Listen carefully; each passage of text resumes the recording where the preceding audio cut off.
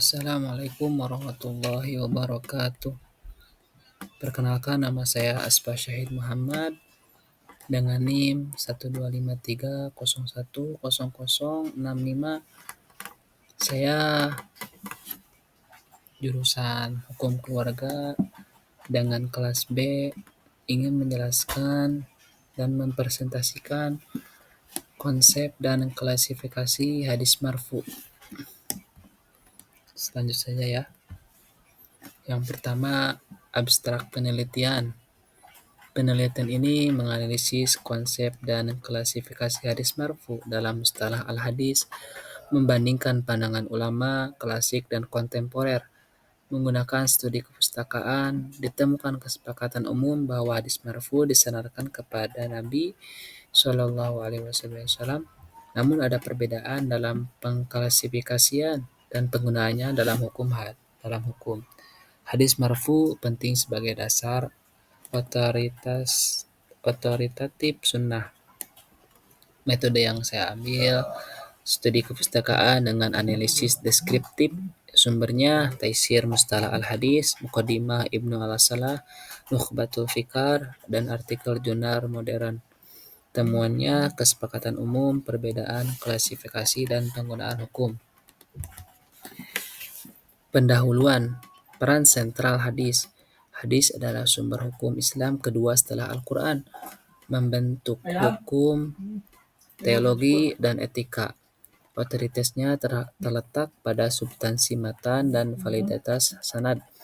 Ilmu mustalah al-hadis mengatur kaidah penerimaan riwayat dengan hadis marfu sebagai riwayat yang disandarkan langsung kepada Nabi Muhammad SAW. Pedoman utama hukum Islam. Otoritas hadis, substansi matan, validitas sanad, dan metode periwayatan. Mustalah al-hadis, disiplin ilmu yang mengatur kaidah riwayat.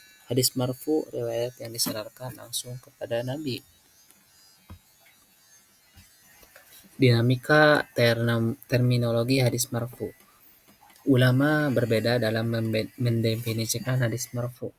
Beberapa mencakup perkataan, perbuatan, dan persetujuan Nabi Shallallahu Alaihi Wasallam, sementara yang lain membatasi pada riwayat eksplisit. Perbedaan ini menunjukkan dinamika metodologis dalam memahami sanad, perawi, dan otoritas Nabi. Pemahaman yang tepat penting untuk validitas riwayat. Cakupannya perkataan, perbuatan, persetujuan Nabi Shallallahu Alaihi Wasallam. Pembatasannya hanya riwayat dengan lafaz eksplisit. Implikasinya dinamika metodologis dalam memahami sanad dan otoritas Nabi. Pembahasan selanjutnya, karya klasik dan kontemporer. Karya klasik seperti Muqaddimah Ibnu Al-Salah, At-Taqrib wa At-Taisir, dan Nukhbatul Fikar menjadi fondasi. Mahmud At-Tohan menyederhanakan konsep klasik dalam Tasyir Mustalah Al-Hadis. Kajian modern menyoroti relevansi hadis marfu dengan epistemologi hukum Islam, menjembatani pemikiran klasik dan kritik ilmiah modern. Klasik seperti Ibnu As-Salah, Imam An-Nawawi, Ibnu Hajar Asqalani. Modernisasi, ulamanya Mahmud At-Tohan menyederhanakan konsep. Yang selanjutnya kontemporer, Azami, Jonathan Brown, Harad Morzaqi. Selanjutnya, pembahasan selanjutnya yakni kerangka teoretik. Pilar mustalah al-hadis. Ilmu mustalah al-hadis menilai validitas hadis. Hadis marfu adalah riwayat yang dinisbatkan langsung kepada Nabi Muhammad Shallallahu Alaihi Wasallam. Ulama Ibnu Al-Salah, Imam An-Nawawi, dan Ibnu Hajar Asqalani memberikan definisi dan klasifikasi yang menjadi fondasi. At-Tohan menyederhanakan konsep ini untuk peneliti modern. Ibnu As-Salah marfu sebagai kategori tertinggi, An-Nawawi marfu qauli fi'li takriri. At-Tohan penyederhanaan konsep klasik, Ibnu Hajar marfu hukman. Pembahasan selanjutnya, pergeseran metodologis kontemporer. Ulama kontemporer seperti Subhi Al-Salih, Muhammad Al-Ajjaj, Al-Kitab Al-Khatib, dan Muhammad Mustalah Al-Azami mengembangkan pendekatan klasik dengan metode ilmiah modern. Mereka menegaskan bahwa marfu harus diuji secara historis dan tekstual, membuka ruang reinterpretasi klasifikasi hadis yang statis. Subhi al-Shalih memperluas pemahaman marfu. Hajjaj al-Khatib fungsi epistemik dalam hukum Islam. Al-Azami marfu sebagai bukti autentisitas. Gap dan penelitian dan metode.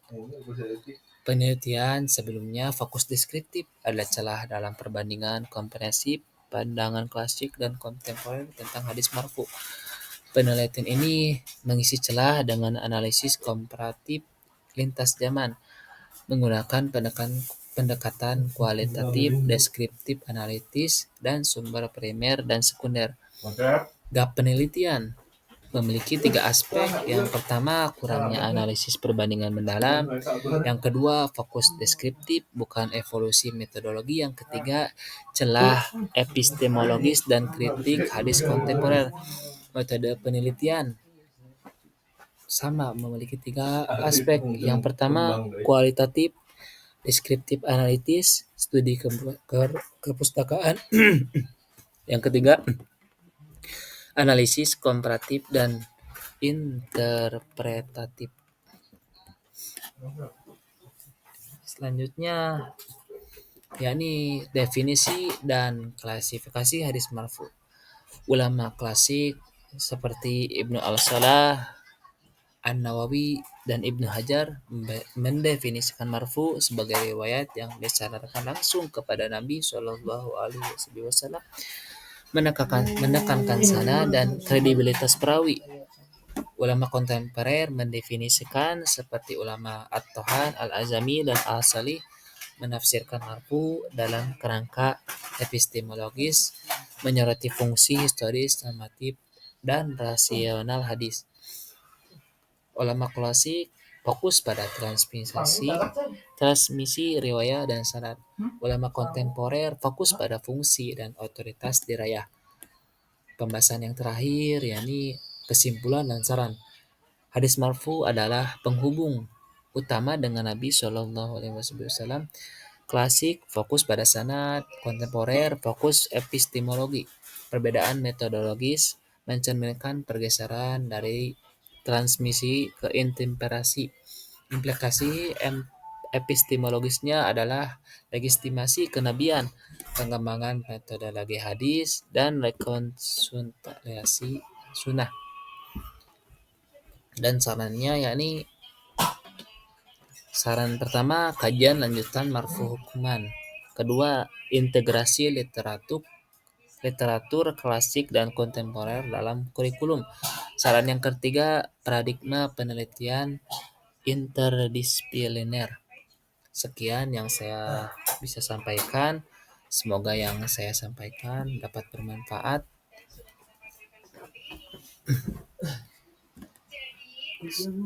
Mohon maaf bila ada kesalahan.